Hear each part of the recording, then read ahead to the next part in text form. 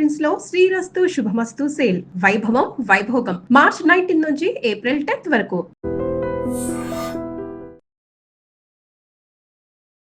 నమస్తే, welcome to I dream.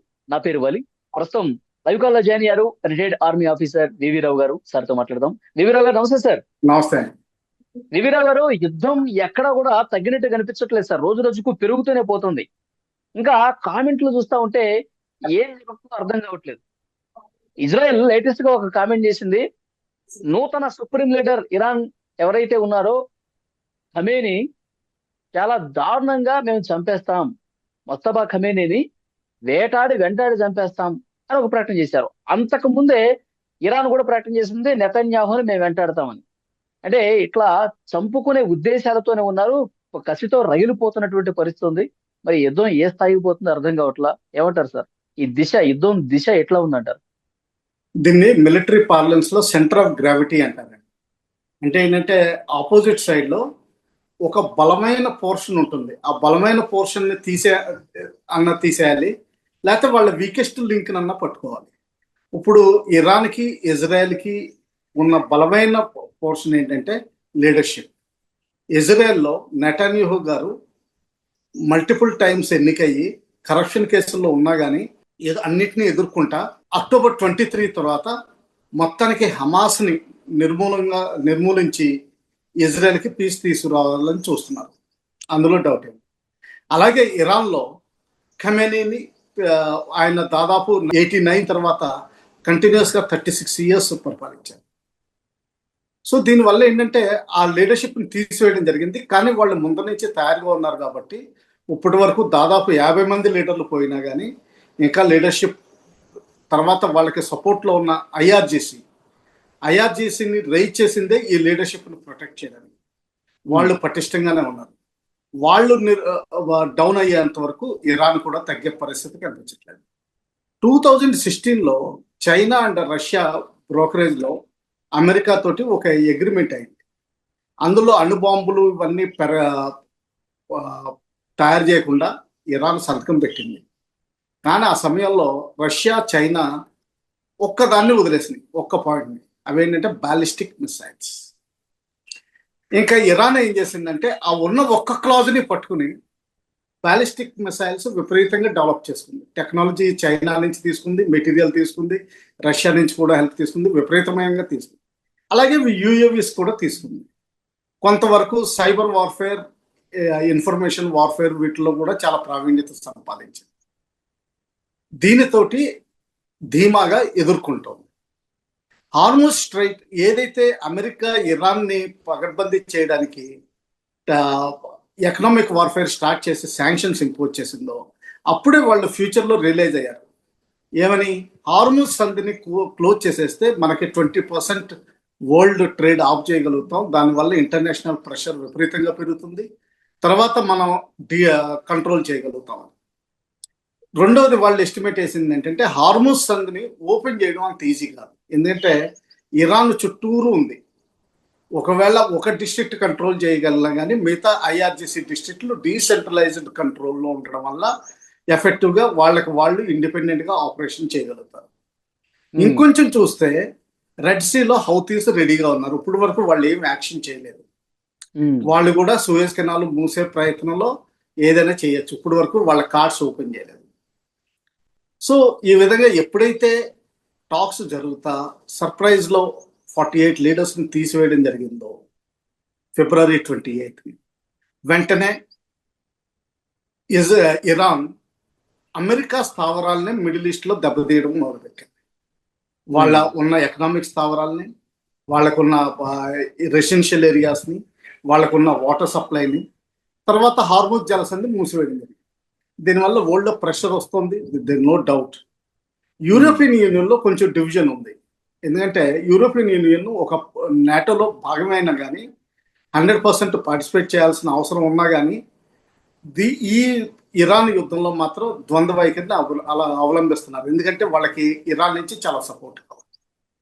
China militarily support చేస్తుంది, అంటే డైరెక్ట్ ఇంటర్వెన్షన్ లేకపోయినా కానీ material, technology, cyber warfare, information వార్ఫేర్లో చాలా హెల్ప్ చేస్తుంది. రష్యా కూడా కొంతవరకు హెల్ప్ చేస్తుంది. అయితే వాళ్ళ లీడర్షిప్ ఇప్పుడు నిన్న చనిపోయిన వాళ్ళు అలీఫ్ ఒక అతను, తర్వాత వాళ్ళ పారామిలిటరీ ఫోర్స్ కమాండర్ ఒక అతను, వీళ్ళు పోయిన తర్వాత ఇంకొంచెం డెంట్ పడింది. ఈ విధంగా లీడర్షిప్ కొంచెం డ్విండిల్ అవుతుంది ఇరాన్లో. ఏ రోజున ఇరాన్ అమెరికా పవర్ని తట్టుకోలేదు, అందులో డౌట్ ఏమీ లేదు. అయితే ప్రొలాంగ్ మాత్రం చేయగలుగుతారు. ఒకవేళ గ్రౌండ్ మీద అటాక్కి వెళ్తే మాత్రం ఇండిపెండెన్స్ ఇవ్వడం వల్ల ఐఆర్జీసీ ఇండిపెండెంట్ గా ఆపరేట్ చేసి ఇన్సర్జెన్సీ టెర్రరిజం కింద తీసుకొస్తుంది. విపరీతంగా ఉన్న బ్యాలిస్టిక్ మిసైల్స్ తయారు చేసుకోగలుగుతున్నారు, వాళ్ళు ఒక ఫైర్ చేయగలుగుతున్నారు. నిన్న కూడా ఇజ్రాయెల్లో ఫైర్ చేసినప్పుడు 2 క్యాజువాలిటీస్ తీసుకున్నారు. దాదాపు వాళ్ళ హెడ్ క్వార్టర్స్ ని ఫైర్ చేయగలిగారు. అలాగే ఐరన్ డోమ్ ని భేదించగలుగుతున్నారు. ఇప్పుడు హార్మోజ్ జలసంధి ఓపెన్ అయితేనే కానీ అమెరికాకి ఫేస్ సేవింగ్ కనిపించట్లేదు. అందువల్ల ఏంటంటే ఎవరినో ఒకళ్ళు పోగు చేయాలని చూస్తున్నారు. జపాన్, ఆస్ట్రేలియా, జర్మనీ, పోలాండ్ ఇటువంటి కంట్రీస్ అన్నిటిని బహుశా నెక్స్ట్ 72 hours లో చేయగలచ్చు. కానీ ఆ షిప్స్ మెడిటేరియన్ సీ నుంచి కానీ ఇటు సౌత్ చైనా సీ నుంచి కానీ కదిలి మిడిల్ ఈస్ట్కి వెళ్ళడానికి కనీసం ఇంకొక 3 రోజులు పడుతుంది. అంటే నెక్స్ట్ వారం రోజుల లోపల జలసంధి ఓపెన్ చేయడం చాలా కష్టం అవుతుంది. ఈ లోపల 31 మెరీన్ ఎక్స్పెడిషనరీ ఫోర్స్ ఎల్ఏవిలో అక్కడ సౌత్ చైనా నుంచి సీ నుంచి ఇక్కడ తీసుకొచ్చారు.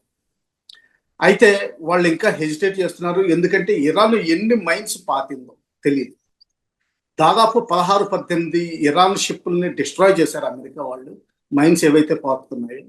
అయితే ఏ విధమైన మైన్స్, ఎందుకంటే చాలా రకాల మైన్స్ ఉంటాయి, అందులో free floating mines most dangerous. అదే నీళ్ళలో కొట్టుకుంటా ఎక్కడ తగిలినా, ఏ షిప్ తగిలినా అది డ్యామేజ్ అయిపోతుంది, దానికి ఎనిమీ అంటూ కంట్రోల్ ఉండదు.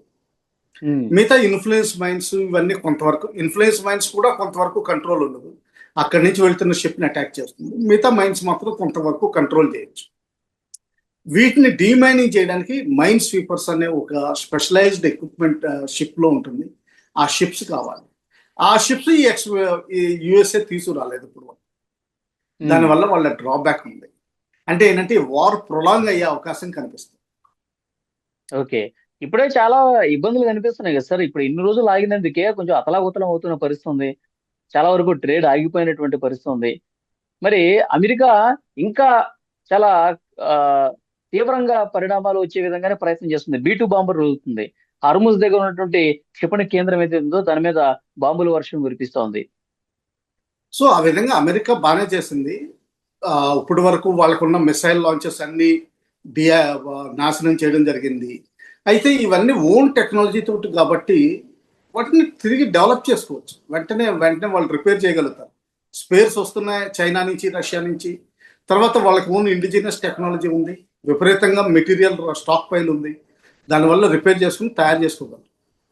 అయితే ఇప్పుడు హార్మోజ్ జలసంధి ఓపెన్ చేసిన తర్వాత 2-3 దీవులు ఉన్నాయి. హార్మోజ్ జలసంధి దగ్గర నుంచి ఉత్తరానికి దాదాపు 500 కిలోమీటర్లో కార్క్ ఐలాండ్ ఉంది. ఆ cork island 90% Iran exports handle చేస్తుంది. 3 పోర్టుల్లో 10 మిలియన్ బ్యారెల్స్ ఒకే రోజుని ఎక్స్పోర్ట్ చేయగలిగే కెపాసిటీ ఉంది. దాన్ని తీసుకునే ప్రయత్నం చేస్తారు. తర్వాత ఇంకో 2 దీవులు ఉన్నాయి. ఆ దీవులు కూడా అందులో దాని దగ్గరలో బందర్ అబ్బాస్ అని ఒక ఇంపార్టెంట్ పోర్ట్ ఉంది. అక్కడే యురేనియం కూడా దొరుకుతుంది. యాక్చువల్గా ఇరాన్లో న్యాచురల్ యురేనియం, వాళ్ళ న్యాచురల్ రిసోర్స్ దొరుకుతుంది. తర్వాత అక్కడ చాలా అసెట్స్ ఉన్నాయి వాళ్ళు. ఆ బందర్ అబ్బాస్ తీసుకోవడానికి కొంచెం కష్టం అవుతుంది. ఈ లోపల అమెరికా మిగతా ట్రూప్స్ని కదులుస్తున్నట్టు రిపోర్ట్స్ వస్తున్నాయి. అయితే అమెరికాలో కూడా ఒక ప్రాబ్లం ఉంది. కెంట్ అని కౌంటర్ టెర్రరిజం అధికారి ఎవరైతే ఇన్ఛార్జ్ ఉన్నారో, ట్రంప్ గారు నిర్దేశించిన అధికారి, ఆయన నిన్న రిజైన్ చేశారు. నాకు ఇది ఇరాన్లో పరిస్థితి బాగోలేదు, అక్కడ అటాక్ చేయాల్సిన అవసరం లేదని. అంటే ఏంటంటే ఇంటర్నల్గా కొంచెం డైనమిక్స్ నడుస్తున్నాయి. యూరోపియన్ యూనియన్ కోఆపరేట్ చేయట్లేదు, ఎస్పెషల్లీ ఫ్రాన్స్ అండ్ ఇంగ్లాండ్. తర్వాత ఇటలీ కూడా కొంచెం కోఆపరేట్ చేయట్లేదు. స్పెయిన్ మాత్రం 100% రివర్స్ గేర్లో వెళ్తుంది, అసలు నేను సపోర్ట్ చేయనని చెప్తుంది. సో ఆ విధంగా అడ్డంకులు ఉన్నాయి. కానీ అమెరికాకున్న ఈరోజు సుపీరియారిటీ, ఇజ్రాయెల్కున్న సుపీరియారిటీ, ఇజ్రాయెల్కున్న రిజాల్వ్ చూస్తే మాత్రం ఇరాన్ ఈ రోజు కాకపోతే రేపైనా తగ్గదు తప్పదు. ఎందుకంటే లీడర్స్ ఇప్పుడు హర్మూజ్ జలసంధిని ఫ్రీ చేసేసి తర్వాత కార్గ్ ద్వీపాన్ని స్వాధీనం చేసుకుని ఐఆర్జీసీ వాళ్ళని తునాతునకలు చేసేసి ఇలాంటి సిచ్యువేషన్ వస్తే అప్పటికైనా చైనా, రష్యాలు ఇంకా ఇరాన్ మిత్ర దేశాలు కదులొచ్చే అవకాశం ఉందా? లేదు. చైనా రష్యాలు మాత్రం ఇందులో ఇన్వాల్వ్ అయ్యే అవకాశం లేదు. అమెరికా కావాలని యూక్రెయిన్ని ఇష్యూని లైవ్గా పెట్టింది, జూన్ వరకు పోస్ట్పోన్ చేసింది. కావాలంటే నిజంగా కీలకమైన నిర్ణయాలు తీసుకుని ఉంటే డిసెంబర్ జనవరిలో అగ్రిమెంట్ అయ్యి ఎంతో కొంత తప్పించుకునేవారు. ఎందుకంటే జెల్లెన్స్కీ గారు ఈ రోజుని ఎక్స్టెన్షన్ మీద ఉన్నారు. ఆయన ఎలక్టెడ్ రిప్రజెంటేటివ్ కాదు. ఆయన తీసుకునే నిర్ణయాలు నిజంగా యూక్రెయిన్ సపోర్ట్ చేస్తుందో లేదో తెలియదు. ఆయన్ని తీసేస్తే యూక్రెయిన్ రష్యా అగ్రిమెంట్ మన్నాడైపోతుంది. అంటే డోన్బాస్ రష్యాకి ఇచ్చేస్తే క్రిమియా వాళ్ళకి ఇచ్చేసి మధ్యలో ఒక దారి ఇస్తే చాలు, రష్యా ఊరుకుంటుంది. సో కానీ అది సెటిల్ చేయట్లేదు, ఎందుకంటే దానివల్ల రష్యాని అక్కడ బిగిచ్చేశారు. ఇంకా చైనా ఉంది. చైనాకి ఇరాన్ ఇంపార్టెంట్ కాదు, తైవాన్ ఇంపార్టెంట్. తైవాన్లో చిప్ మేకింగ్ ఇండస్ట్రీ ఉంది. ఆ చిప్ మేకింగ్ ఇండస్ట్రీ చైనాకు వచ్చిందా, ఇంకా ప్రపంచంలో తిరుగులేని అమెరికాని ధీటుగా టెక్నాలజీ డెవలప్ చేసుకునే సామర్థ్యం, కొంత ఏరోప్లేన్ శాటిలైట్ టెక్నాలజీ వీటిలో కొంచెం వెనుకంజ ఉంటుంది. కానీ ఓవరాల్ ఎలక్ట్రానిక్స్ లో మాత్రం టేక్ ఓవర్ చేశారు. ఆ విధంగా వాళ్ళకి తైవాన్ ఇంపార్టెంట్. అది 2027 వరకు టార్గెట్ పెట్టుకున్నారు, 2017 లో పెట్టుకున్నారు. ఎకానమీ డెవలప్ అయిన తర్వాత అప్పుడు తీసుకున్నారు. దానికి సార్ ఇరాన్ మాత్రం చైనా పట్ల చాలా సానుకూలంగా ఉంది. ఇప్పుడు హర్మూజ్ నుంచి దాటే షిప్ ఏదైతే ఉందో, మీ చమురు కొనుగోళ్ళని చైనా ధనం ఏదైతే ఉందో యువాన్ లో గనక మీరు కొనుగోలు చేసుకుంటే మేము షిప్లను బయటకు పంపిస్తామని చెప్పి ఇరాన్ చెప్తుంది. కానీ ఇరాన్ కి తీవ్రంగా కష్టం వస్తే మాత్రం చైనా రాదంటారు. అంటే డైరెక్ట్ గా ఇన్వాల్వ్ కాదండి. అంటే మెటీరియల్ సప్లై చేస్తుంది, టెక్నాలజీ ఇస్తుంది, బ్యాక్గ్రౌండ్ లో ఇన్ఫర్మేషన్ వార్ఫేర్ చేస్తుంది, సైబర్ వార్ఫేర్ చేస్తుంది. కానీ పరోక్షంగా నేను నీకు హెల్ప్ వస్తాను అని చెప్పి చైనా ఆర్మీ మాత్రం చైనా ఆర్మీ కానీ, నేవీ కానీ, ఎయిర్ ఫోర్స్ కానీ ఈ యుద్ధంలోకి రాదు. అది నా అభిప్రాయం. ఎందుకంటే వాళ్ళకి తైవాన్ ఇంపార్టెంట్. నెక్స్ట్ 2 years వరకు రాదు. ఎక్కడ అమెరికా ఉంటే మాత్రం అక్కడ రాదు, ఎందుకంటే అక్కడ బలాబలాలు తేలిపోతాయి. ఆ తేలిపోయినప్పుడు ఇంకా తైవాన్ది 2027 నుంచి ఇంకో బహుశా 10 సంవత్సరాలు 7 సంవత్సరాలు పోస్ట్పోన్ చేయాల్సిన అవసరం వస్తుంది. వాళ్ళది కమ్యూనిస్ట్ గవర్నమెంట్ కాబట్టి మనీ ప్రాబ్లం ఉండదు, ప్రింట్ చేసి కావాల్సినంత ఇస్తారు. అలాగే చైనా ఆయిల్ మీద విపరీతంగా డిపెండెంట్ ఉంది. వాళ్ళకి 6 years అగ్రిమెంట్ ఉంది ఇరాన్కి చైనా. యుయాన్లో కరెన్సీలో ఆయిల్ కొనుగోలుకి వాళ్ళకి అగ్రిమెంట్ ఎప్పటి నుంచో ఉంది కాబట్టి ఆయిల్ సప్లైకి ఇరాన్ మీద చాలా ఆధారపడి ఉన్నారు. మనకి చైనాకి, జపాన్కి, ఆస్ట్రేలియాకి ఇది ఒక పెద్ద ప్రాబ్లం. న్యాచురల్గా దొరికే ఆయిల్ మనకి చాలా తక్కువ, అందుకని ఇంపోర్ట్ చేసుకోవాల్సిన అవసరం ఉంది. అలాగే చైనా రిక్వైర్మెంట్ మనకంటే 3 రెట్లు. మనకి రోజుకి 5 లక్షల బ్యారెల్స్ కావాల్సి వస్తే వాళ్ళకి 15 లక్షల బ్యారెల్స్ కావాల్సి వస్తుంది. అంటే ఏంటంటే ఎక్కువ ఇంపోర్ట్ ఇరాన్ మీద ఆధారపడి ఉంటుంది. సో ఆ విధంగా ప్రోత్సహిస్తూనే ఉంటారు, కానీ ఆ గేమ్ మాత్రం అంతవరకే నడుపుతారు. అది నా అభిప్రాయం. ఓకే, అయితే నాకు తెలిసి ఇంకొక 1-2 నెలలు కొనసాగే అవకాశమే కనిపిస్తుంది అంటారు సార్. ఇంకా కొనసాగే ప్రయత్నాలు కూడా ఉండొచ్చు. 2 నెలలు కనీసం పడుతుంది, ఎందుకంటే కార్క్ ఐలాండ్ తీసుకోవడం కూడా అంత ఈజీ కాదు. మెరీన్ ఎక్స్పెడిషనరీ ఫోర్స్ వచ్చినా కానీ దానికి సరిపడా ఆర్టిలరీ గన్స్ ఇవన్నీ కూడా కావాలి.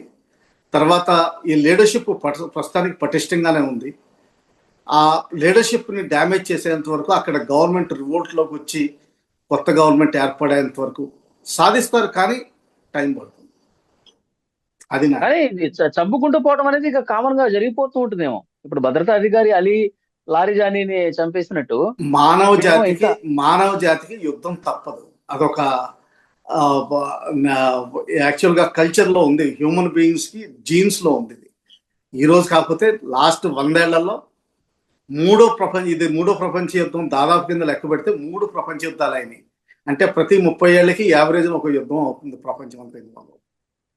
ఇది మానవాళికి జరుగుతూనే ఉంటుంది. మానవాళ్ళు ఎప్పుడు ఖాళీగా కూర్చోలేదు. కూర్చున్న రోజుని డెవలప్మెంట్, మహాత్మా గాంధీ గారు అన్నట్టు అందరికీ తినడానికి సరిపడగా భూమి ఇస్తుంది, కానీ ఎవరి గ్రీడ్కి భూమి ఇవ్వట్లేదని చెప్పి ఆ రోజునే స్పష్టంగా చెప్పారు. గ్రీడ్ వస్తుంది. 6 హ్యూమన్ వీక్నెసెస్ మన ఇండియన్ సివిలైజేషన్ ఏదైతే చెప్తుందో, కామ, క్రోధ, మోహ, లాభ, మద, మాత్సర్యాలు, అవి హ్యూమన్ బీయింగ్స్ ఉన్నంత వరకు యుద్ధం తప్పదు. యుద్ధం జరగకపోతే జీన్స్ కూడా స్టేబుల్ అయిపోతాయి. పాకిస్తాన్లో లాగా ఇన్బ్రీడింగ్ అయిపోయి ఐక్యూ లెవెల్స్ దిగిపోయే అవకాశాలు వస్తాయి. సో యుద్ధం కూడా అందుకుని బహుశా దేవుడు సృష్టించి ఉంటాడు, తప్పదు. అది కానీ సార్, యుద్ధాలు ఆపే సంస్థలు మాత్రం ఎందుకని సార్ కిమ్ అనుకుంటూ కూర్చుంటున్నాయి? యుద్ధాలు ఆపేదంటే ఇప్పుడు మనం కొన్ని ఏదో ఈక్వాలిటీ అని చెప్పి ఈ మధ్యన ఎడ్యుకేషన్ లాస్ట్ 50-70 ఇయర్స్లో ఎడ్యుకేషన్ వైడ్ స్ప్రెడ్నెస్ వచ్చి ఏదో equality, freedom, equal rights, humans rights ఇవన్నీ మాట్లాడుతున్నాం. కానీ యాక్చువల్గా చూస్తే ఎవరి బలం ఉంటే పవర్, మనీ, రిసోర్సెస్ ఈ ఎవరి దగ్గర ఉంటే వాడే రాదు. ఆఫ్రికా గురించి ఎవరు అడగట్లేదు. రవాండాలో 25 ఇందులో చనిపోయిన వాళ్ళు కేవలం 2,000 మంది 3,000 మంది కంటే ఎక్కువ లేరు ఇప్పుడు వరకు. రవాండాలో 2.5 మిలియన్ చనిపోయారు, ఎవరు పట్టించుకోలేరు. నైజీరియాలో ఈ రోజున కూడా ఆల్ ఖైదా లీడర్షిప్ లో ఉన్న వేరే ఆర్గనైజేషన్స్ సగం కంట్రీని కంట్రోల్ చేస్తున్నాయి. కిడ్నాప్ అయిపోతున్నారు. 300 మంది 400 మందిని కిడ్నాప్ చేసి తీసుకెళ్ళిపోతా ఉంటారు. ఎవరు పట్టించుకోవట్లేదు. మధ్యలో ఒకసారి అమెరికా ఏదో పట్టించుకుని తప్పితే కానీ ఎవరు పట్టించుకోవట్లేదు. అలాగే మిగతా దేశాల్లో, ఆఫ్రికన్ దేశాల్లో, సెంట్రల్ ఆఫ్రికన్ దేశాల్లో ఎవరు పట్టించుకోవట్లేదు. ఎక్కడైతే రిసోర్సెస్ ఉన్నాయో అక్కడ పట్టించుకుంటారు. ఆయిల్ ఉంది కాబట్టి ఇక్కడ పట్టించుకుంటారు. అదే ఆయిల్ లేకపోతే ఎక్కడ సంపద మూలుతుందో దాని స్వాధీనం కోసం ఈ ప్రయత్నం. బేసికలీ సంపద, పవర్ ఇదే కావాలి. అది ఉన్నంత వరకు మీకు గ్రీన్లాండ్ అవనివ్వండి, కెనడా అవనివ్వండి, ఇదంతా పట్టుకుంటారు. ఇప్పుడు కెనడా కూడా చూసి 6 రోజుల క్రితం కొత్త రూల్స్ పాస్ చేశారు. ఇప్పటి వరకు అమెరికన్ ఎయిర్లైన్స్ అందరికీ కన్సెషనల్ టారిఫ్, అదే వాళ్ళ దేశం మీద నుంచి వెళ్ళడానికి కన్సెషన్స్ ఇచ్చేది. ఇప్పుడు అవన్నీ తీసేసి డబ్బులు కట్టమంటుంది. సో ట్రంప్ గారి టారిఫ్ మైనస్ అయిపోయింది. తర్వాత అమెరికాకి కష్టాలు పెరిగినాయి. అమెరికన్ టికెట్లన్నీ పెరిగిపోతాయి. ఎందుకంటే అన్ని కెనడా మీదుగా, ఐస్లాండ్ మీదుగా యూరోప్ రావాలి తప్పితే కానీ డైరెక్ట్గా అట్లాంటిక్ ఓషన్ మీద రావు, లేకపోతే పసిఫిక్ ఓషన్ మీద రావు. అందుకని చెప్పి వాళ్ళ ఖర్చులు పెరిగిపోతాయి. అలాగే ఇప్పుడు హౌతీస్ ఇంకా సీరియస్ అవ్వలేదు, కానీ హౌతీస్ రెడ్ సీ మూసేస్తే సూయజ్ కెనాల్ మూతడిపోతుంది. సూయజ్ కెనాల్ మూతపడిన రోజుని అక్కడ అమెరికా వీళ్ళందరికీ సౌత్ ఆఫ్రికా చుట్టూరు రావాల్సి వస్తుంది. దానివల్ల పెరిగిపోతుంది. ఇది ఒకందుకు అమెరికా కూడా సంతోషమే. చైనా ఇంతవరకునే ఉంటే ఏమవుతుందంటే చైనా కంట్రోల్లో ఉంటుంది, లేకపోతే చైనా టెక్నాలజికల్లీ అడ్వాన్స్ అయిపోతుంది. అది కూడా ఓకే. చూద్దాం సార్ నెక్స్ట్ పరిణామాలు ఎట్లా ఉంటాయి అనేది. Thank you very much. And for more videos, Please subscribe to iDream. Please subscribe to iDream. Please subscribe iDream. And please subscribe to iDream. For more videos, subscribe to iDream. please like, share and subscribe to the channel. Congratulations, iDream. Subscribe to iDream. Subscribe to iDream. So subscribe to iDream Media. iDream ki iDream team andarki huge congratulations. Please subscribe iDream Media. Please subscribe to iDream. Subscribe iDream. Please subscribe to iDream. iDream అంటే నా కళల channel subscribe చేసుకున్న నోరు తిరుగుతలేదు. మీరైతే గంట గుర్తు కొట్టండి. For more such videos, please subscribe to iDream. Subscribe to iDream. Please subscribe to iDream. Please subscribe iDream Media. Please do subscribe to iDream. Please subscribe to iDream Media. For best entertainment and information, please subscribe iDream. And don't forget to subscribe to iDream.